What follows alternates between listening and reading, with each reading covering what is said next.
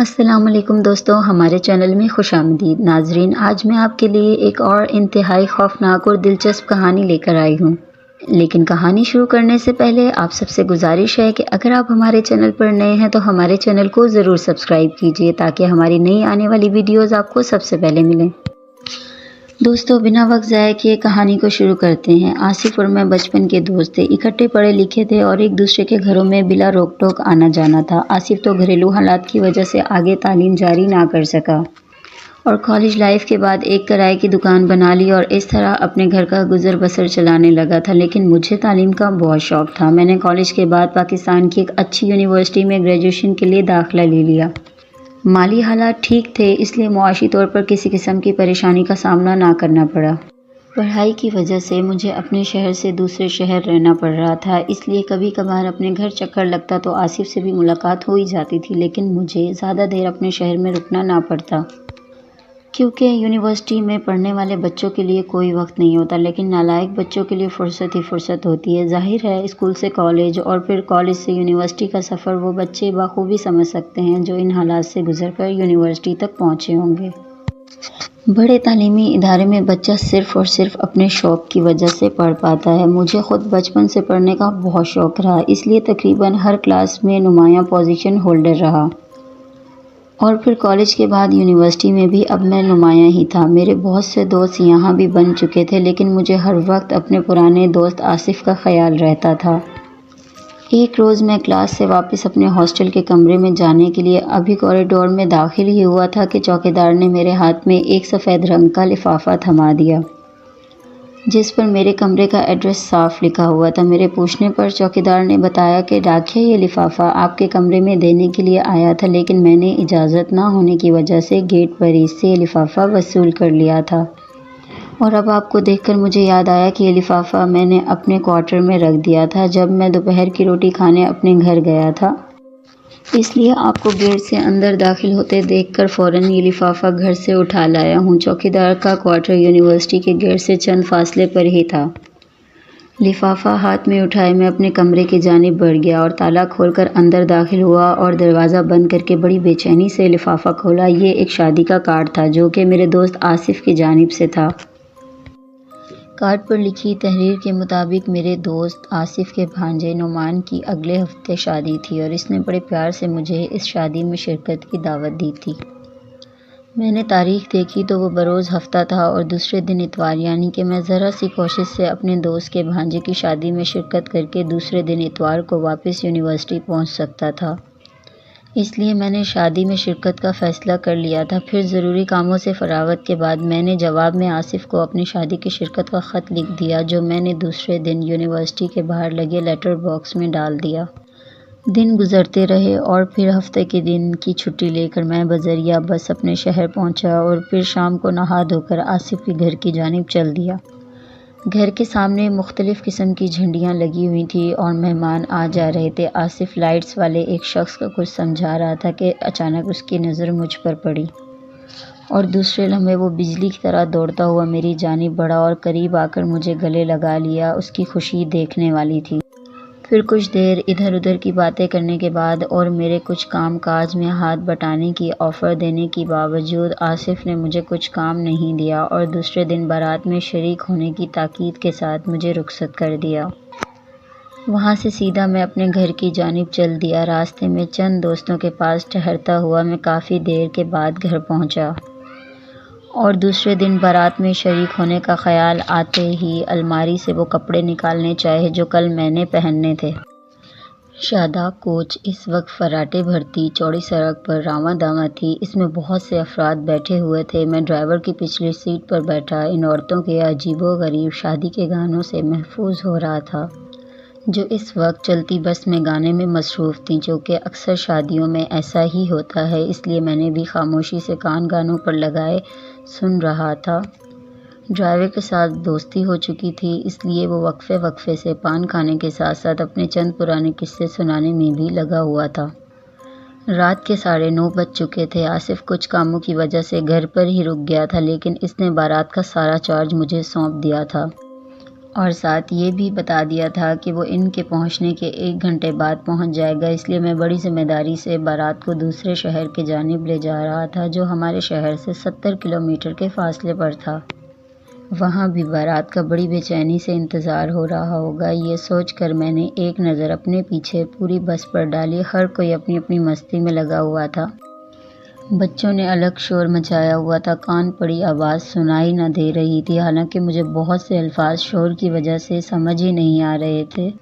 صرف اس کا منہ ہلتا دیکھتا تو جواب میں سر ہلا دیتا۔ رات کے پورے 12 بجے تو مجھے نیند کی وجہ سے اونگ آنے لگی، تو میں نے درخواست کر کے تمام عورتوں سے ڈھول روک کر آرام کرنے کا کہہ کر ڈرائیور سے پیچھے کی کچھ لائٹس بند کرنے کی تاکید کی، جس پر اس نے فوراً عمل کرتے ہوئے کچھ بٹن دبا کر پیچھے کی چند لائٹس بند کر دیں۔ بس میں کچھ شور کم ہوا تو تھکن کا احساس ہوتے ہی آنکھیں بند ہونے لگی، بس کو یکدم بریک لگی اور ایسا کرنے سے بس الٹتے الٹتے بچی، ورنہ ایک خوفناک حادثہ ہو جاتا۔ ڈرائیور نے بڑی مہارت سے بس کا اسٹیئرنگ سنبھال لیا تھا، ورنہ یہ سوچ کر خوف سے رونگٹے کھڑے ہو گئے تھے۔ بس کے اس طرح بے قابو ہونے سے تمام مسافر ادھر ادھر گر گئے۔ بچے تو بچے، بڑے بھی خوف سے چیخ اٹھے تھے۔ جو بیچارے ہاتھوں میں موبائل لیے مصروف تھے، ان کے ہاتھوں سے موبائل نیچے گر کر سیٹوں کے درمیان کہیں غائب ہو گئے۔ جناب کیا ہوا؟ اللہ کا شکر ہے کہ ہم ایک بڑے حادثے سے بچ گئے، میں نے گاڑی کے سنبھلتے ہی ڈرائیور سے پوچھنے کے ساتھ ساتھ اللہ تعالیٰ کا شکر بھی ادا کیا۔ ڈرائیور سامنے سڑک پر یوں منہ کھولے نظریں جمائے بیٹھا تھا جیسے وہاں اس نے کوئی انتہائی ڈراؤنی چیز دیکھ لی ہو۔ میں نے اچانک سامنے سڑک پر ایک کفن پوش مردے کو پڑے دیکھا تھا، یوں لگتا تھا جیسے کوئی مردہ قبرستان سے نکل کر وہاں سڑک پر آن لیٹا ہو۔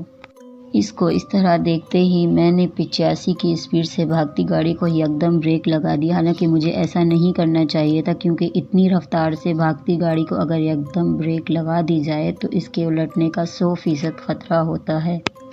لیکن میں گھبرا گیا تھا، اس لیے مجھے پتہ ہی نہ چلا کہ کس وقت میرے پاؤں بریک پر جم گئے۔ ڈرائیور نے تھوک نکلتے ہوئے جواب دیا، اس کا رنگ پیلا ہو رہا تھا اور ایسا خوف کی وجہ سے ہوتا ہے۔ اس کا جواب سن کر میرے اپنے حواس گم ہو گئے۔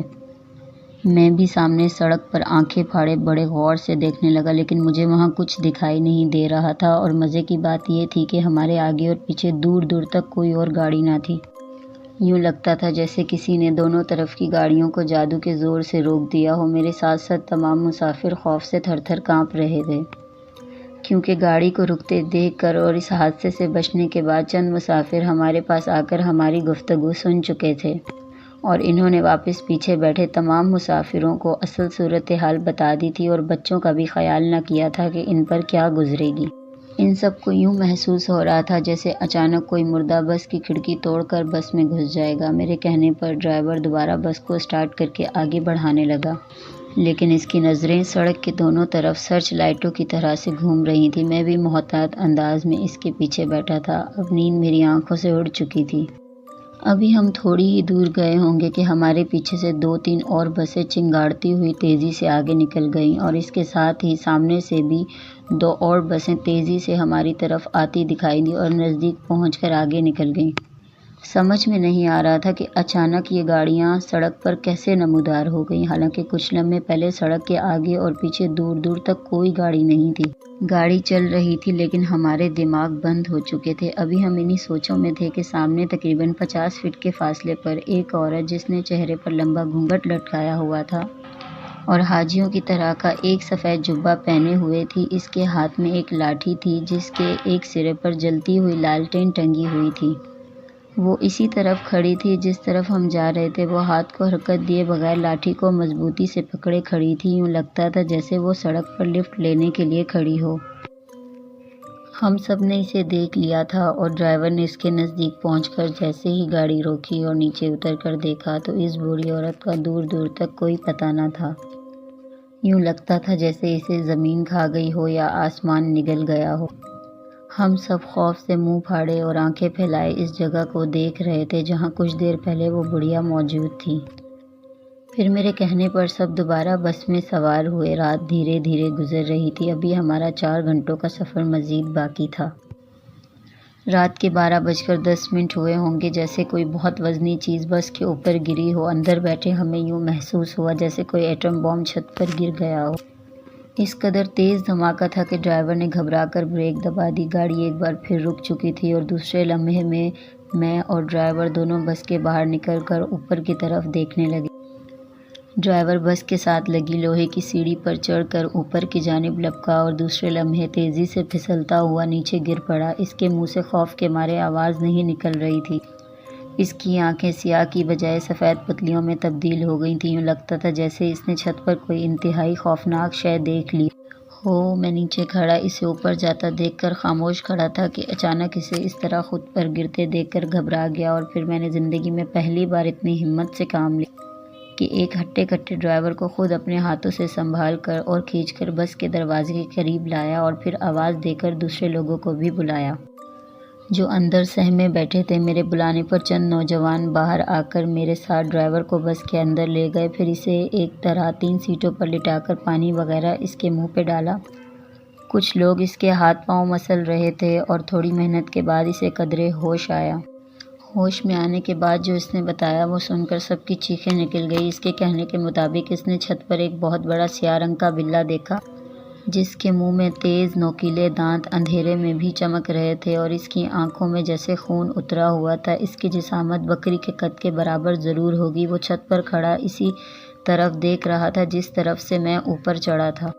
میرے تو وہم و گمان میں بھی نہ تھا مجھے ایسا بھیانک منظر دیکھنے کو ملے گا۔ میں جیسے ہی اوپر چڑھا اپنے چہرے کے سامنے اس کو متوجہ پا کر جیسے مجھے ہوش نہ رہا، اور گھبراہٹ میں میرے ہاتھ سے سیڑھی چھوٹ گئی اور اب مجھے ہوش آیا۔ میں آپ سب کا بہت شکر گزار ہوں۔ ڈرائیور نے رک رک کر اور خوف کی کیفیت سے تمام واقعہ بتا دیا۔ کچھ دیر تک ڈرائیور کی حالت بہتر ہوئی تو انہوں نے دوبارہ اوپر جا کر دیکھنے کی بجائے بس کو تیزی سے آگے بڑھانے میں ہی عافیت سمجھی۔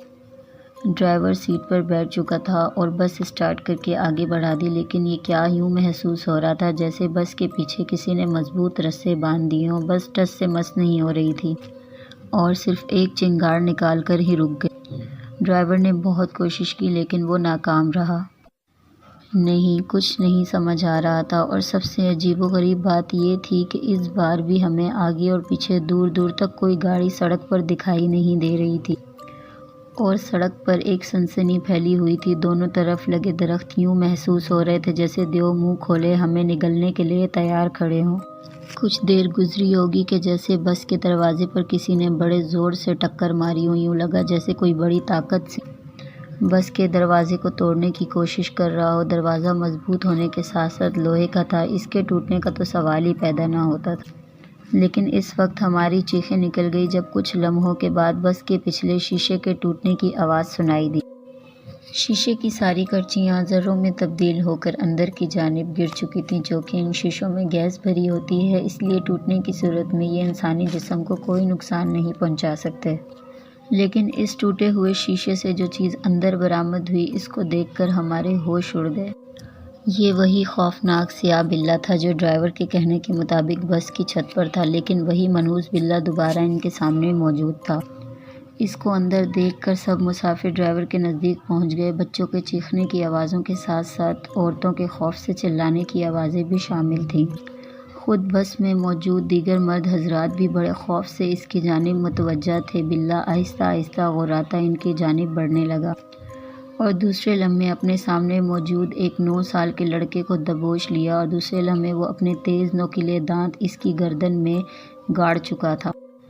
بس میں ایک ہلچل مچ گئی۔ بچے کے والدین رونے پیٹنے لگے، لیکن بلّا شاید بہرا تھا اس لیے اس کے چلانے کا اس پر کوئی اثر نہ ہوا، اور دوسرے لمحے اس نے اس بچے کی گردن سے ایک بڑا گوشت کا نوالا اپنے دانتوں سے نوچ لیا اور ان کے سامنے کچر کچر چبانے لگا۔ اس کی باچھوں سے خون ٹپک رہا تھا۔ ہماری سانسیں جیسے ہمارے حلق میں اٹک کر رہ گئی تھیں۔ اس بلّے کے جسم پر ایک بھی سفید بال نہ تھا۔ جیسے جیسے وہ گوشت کھا رہا تھا ویسے ویسے اس کی آنکھوں کا رنگ سرخ سے سرخ ہوتا جا رہا تھا۔ اس کے پنجوں کے ناخن اس معصوم بچے کے جسم کو بھنبوڑنے میں لگے ہوئے تھے۔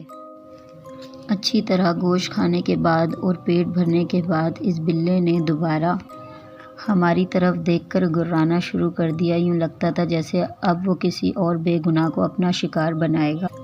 اس کے چلنے کا انداز یوں تھا جیسے کوئی ماڈل ریمپ پر کیٹ واک کر رہی ہو۔ حقیقت میں اس کا قد ایک عام درمیانے سائز کے بکرے کے برابر ہوگا جیسے کہ اس وقت ڈرائیور نے بتایا تھا۔ بچے کا ادھکایا جسم بس کے اندر ہی پڑا ہوا تھا اور بلے کے منہ پر اس کے خون کے لوتھڑے چپکے ہوئے تھے۔ اس کی آنکھوں سے خون ٹپک رہا تھا۔ وہ بار بار اپنے نوکیلے پنجے بس کے فرش پر مار رہا تھا اور ہماری طرف گھورنے کے ساتھ ساتھ ہلکے ہلکے غرا رہا تھا۔ نہ جانے اب کون اس کا نشانہ بنتا کہ اچانک پیچھے سے آنے والی کسی کی تیز لائٹس بس کے ٹوٹے ہوئے شیشے کی وجہ سے بن جانے والے کھلے حصے سے اندر پڑی۔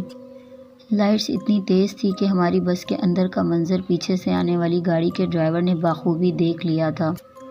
شاید اسی وجہ سے وہ گاڑی بالکل ہماری گاڑی کے پیچھے آن کر رک گئی اور اس سے پہلے کہ فاصلہ اور مزید کم ہوتا بلا اچانک پلٹا اور اچھل کر ٹوٹے ہوئے حصے سے باہر کود گیا۔ کافی دیر تک ہم سب حیرت سے بت بنے اسے غائب ہوتا دیکھتے رہے اور ہماری حالت تو یوں ہو گئی تھی جیسے کسی نے جادو کی چھڑی سے ہمیں چھو کر پتھر بنا دیا ہو۔ اور اس وقت ہمیں ہوش آیا جب پچھلی بس کے ڈرائیور نے ہماری بس کے دروازے کو زور زور سے بجانا شروع کر دیا۔ اس کے ساتھ ساتھ کچھ اور مسافر بھی بس سے اتر کر باہر کھڑے ہمارے باہر نکلنے کا انتظار کر رہے تھے۔ ہماری بس کے ڈرائیور نے جلدی سے دروازہ کھول دیا اور وہ سب اندر داخل ہو گئے، لیکن اندر کا منظر دیکھ کر ان سب پر لرزہ طاری ہو گیا۔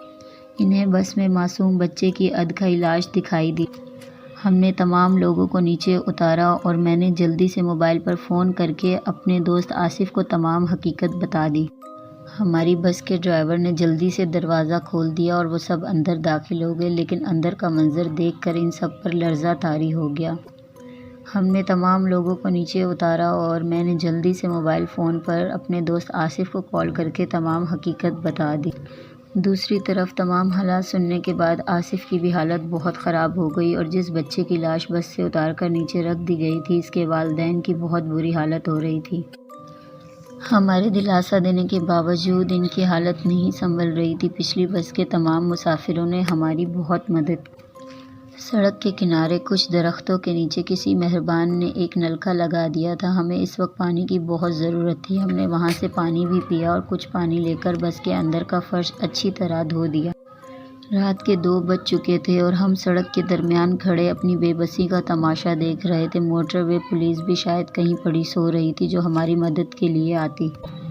ہم نے مدد کے تحت سب سمیٹنے کے بعد اپنا سفر دوبارہ شروع کر دیا۔ بچے کی لاش کو ہم نے پچھلی بس کے مسافروں کے کہنے پر وہیں درختوں میں ایک بڑا سا گڑھا کھود کر دفنا دیا تھا۔ ظاہر ہے اس کی حالت ایسی ہو رہی تھی کہ جب تک ہم منزل مقصود پر پہنچتے وہ مزید خراب ہو جاتی۔ نہ جانے اس خوفناک بلے کے منہ کے لعاب میں کیسی تاثیر تھی کہ جہاں جہاں سے اس نے بچے کے جسم کو کاٹا تھا وہاں کا گوشت نیلا پڑ گیا تھا اور اس میں چھوٹے چھوٹے کیڑے بھی کلبلانے لگے تھے۔ بہت دردناک اور دل دہلا دینے والا منظر تھا کہ ایک اچھا خاصا انسان بھی برداشت نہ کر سکے۔ اس لیے بچے کے والدین کو سمجھانے پر بھی اس کی لاش کو وہیں دفنانے پر راضی ہو گئے۔ بس فراٹے بھرتی سڑک پر دوڑتی جا رہی تھی اور اس کے پچھلے حصے سے ہوا بہت زور سے اندر داخل ہو رہی تھی۔ چاند دھیرے دھیرے اپنا سفر ختم کر رہا تھا۔ ستارے آسمان پر جھلمل کر رہے تھے۔ میرا دوست آصف واقعے کی اطلاع ملتے ہی گھر سے نکل پڑا تھا۔ تمام مسافر خصوصاً عورتیں تو ایسے ایک دوسرے سے چمٹی بیٹھی تھیں جیسے ان میں سے اگر کوئی الگ ہوئی تو وہی خوفناک بلا پھر ان پر حملہ کر دے گا۔ لیکن اللہ اللہ کر کے ہمارا سفر منزل کے قریب ہوتا جا رہا تھا اور 30-35 منٹ کے بعد ہم اپنی منزل مقصود پر پہنچنے والے تھے۔ ہم نے تمام لوگوں کو تاکید کر دی تھی کہ شادی والے گھر کسی کو بھی اس بات کی بھنک نہیں پڑنی چاہیے تاکہ ہم خوشی سے شادی بھگتا کر واپس لوٹ سکیں۔ سب نے سر ہلا کر اس کا اقرار کیا اور مجھے کسی قدر اطمینان ہو گیا تھا، لیکن جو رات ہمارے ساتھ گزری تھی اس کو تصور کر کے میرے ساتھ ساتھ بس کا ہر شخص خدا کا لاکھ لاکھ شکر ادا کر رہا تھا جس نے انہیں زندہ سلامت اپنی منزل مقصود پر پہنچنے کا موقع فراہم کیا۔ شاید ہم میں کوئی اللہ کا نیک بندہ ایسا ہوگا جس کی وجہ سے ایسا ممکن ہوا، ورنہ یہ تصور کر کے تو میرے بدن کے رونگٹے کھڑے ہو گئے تھے۔ قصہ مختصر، ہم شادی کے گھر خیر و عافیت سے پہنچ گئے۔ وہاں پہنچنے کے چند گھنٹوں بعد آصف بھی ایک ٹیکسی میں پہنچ گیا، لیکن اس کو ایک طرف لے جا کر میں نے خاموش رہنے کی تاکید کر دی تھی کہ واپسی پر میں اسے تمام واقعات تفصیل سے بتا دوں گا۔ وہ نہ چاہتے ہوئے بھی اپنے جذبات کو بڑی مشکل سے روک پایا۔ شادی کی تمام رسومات سے فراغت کے بعد دوسرے روز ناشتہ سے فارغ ہونے کے بعد ہم بڑی خاموشی سے اپنی واپسی کے سفر کے لیے نکل پڑے۔ راستے میں نے آصف کو تمام واقعات تفصیل سے بتا دیے۔ میری بات سن کر اس کے منہ سے ایک طویل سانس نکلی اور اس نے جو کچھ کہا اسے سن کر میں حیرت سے اس کے منہ کی طرف دیکھنے لگا۔ جی ہاں، اس کے منہ سے یہ الفاظ نکلے، بے شک صدقہ ہزار بلاؤں کو ٹالتا ہے۔ مجھے حیرت سے اپنی طرف دیکھتے ہوئے اس نے میرے کندھے پر ہاتھ رکھ کر کہا، جب تم سب بارات کو لے کر گھر سے نکل گئے تو کاموں میں مصروفیت کی وجہ سے میں صدقہ کے طور پر لایا ہوا کالا مرغا دولہے کے سر پر سے وار کر نہیں چھوڑ سکا۔ شاید یہ سب کچھ میرے ایسا نہ کرنے کی وجہ سے آیا ہو۔ اس نے ہوا میں نظریں ٹکائے ہوئے بے خیالی کے لہجے سے کہا، اور میں جو بڑی حیرت سے اس کے منہ سے نکلے ان الفاظوں پر غور کر رہا تھا، خود بھی جلدی جلدی یوں سر ہلانے لگا جیسے اگر مجھے ایک لمحے کی بھی دیر ہو گئی تو وہی منحوس اور خوفناک بلّہ کہیں مجھ پر حملہ آور نہ ہو جائے۔ کوشش کریں کہ کبھی کبھی اپنا اور اپنے گھر کے دیگر افراد کا صدقہ وغیرہ دیتے رہا کریں۔ اللہ تعالی ہمیں ہر قسم کی آفت سے محفوظ رکھے، آمین۔